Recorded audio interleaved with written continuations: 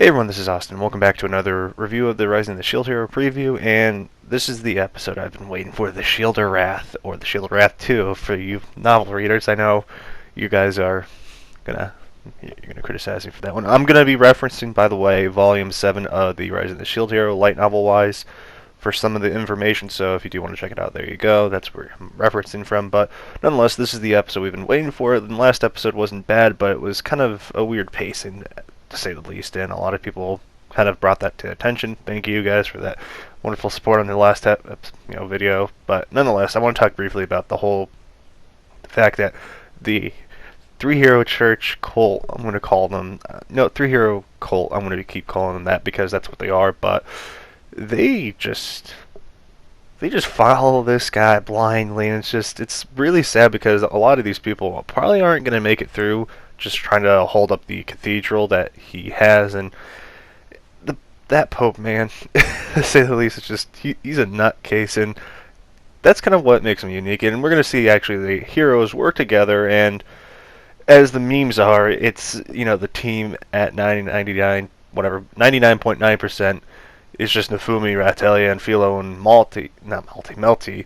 Ooh, big difference, but no, literally that's they're not wrong. It's just, I know people explain it in the comments, and it's just because Nafumi is at a different power level, and the heroes are supposed to be at this different percentage of their power, and they're not.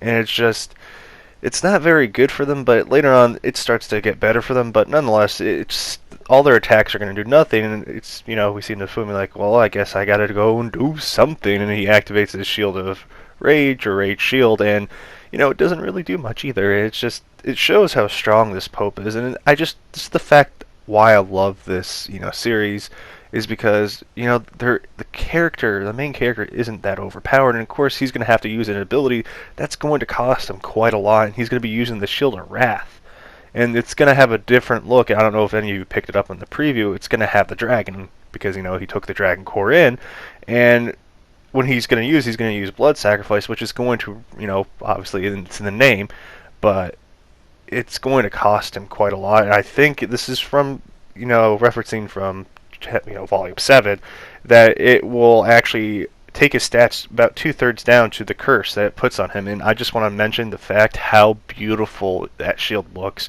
and his armor looks in this episode or preview, because I've been waiting for this, I'm not gonna lie. And of course, after this, we're gonna have the Queen possibly show up. That's a little spoiler there for you, and that's where we're gonna see what everyone's been waiting for. I hope they don't just rush through it, but nonetheless, that is the shield, and I wanted to bring that to a point because I think it's better, a little more animated than the last shield. It looks a lot better, in my opinion. I know a lot of you get a little irritated with how they do stuff, and right here, it's kind of scary because it kind of reminds me of the light novel illustration right here, this photo. And going to the manga, Nafumi has a different face structure, but it's not too, off the top, crazy kind of stuff. But nonetheless, this episode's going to be a very action-packed episode, and last episode, I got really hyped because I thought at least at the end it would show this happening, but I guess they're going to dedicate the entire episode, which I think half the episode is going to be the fight, and the second half is going to be the Queen showing up and kind of explaining what's going on. But nonetheless, I know a lot of you have been waiting for this episode. I know I have been for a while, but it seems that we're going to have blood sacrifice, and now allow me to kind of explain this. And of course, the only reason Nafumi's going to get out of the whole shield of wrath is because he has his friends and the people that he cares about, and that's usually how it goes. But it's usually mainly Raftalia, or Raftalia, however you want to say her, but she's kind of the main reason. It's just, I don't know if any of you picked up, it's quite obvious that Nafumi doesn't know his own feelings. He's just like a harem lead that he doesn't know. But nonetheless, continuing on to the whole blood, it's gonna run off of his blood, and without spoiling much, it's going to cost him greatly. And this is that, as I said, that thing that I love and respect about the Rising of the Shield Hero series, that Nafumi, it's kind of like, I hate to draw this comparison because I know some people don't like this anime, but I enjoy it. High School DxD with Issei and his Juggernaut Drive. It's a very bad thing to use, but they can use it, but it costs them. And I know I recently just read the Isekai Cheat Magician, and that right there cost him in one of the latest chapters. It's just everything comes at a price, and I like that. It's not that stupid thing of all of a sudden he trains so hard, then out of nowhere he just gets really really strong without any explanation and no like repercussions. He's just strong. You know who I'm referencing here, but nonetheless, I can't wait for the episode. Are you hyped? I am.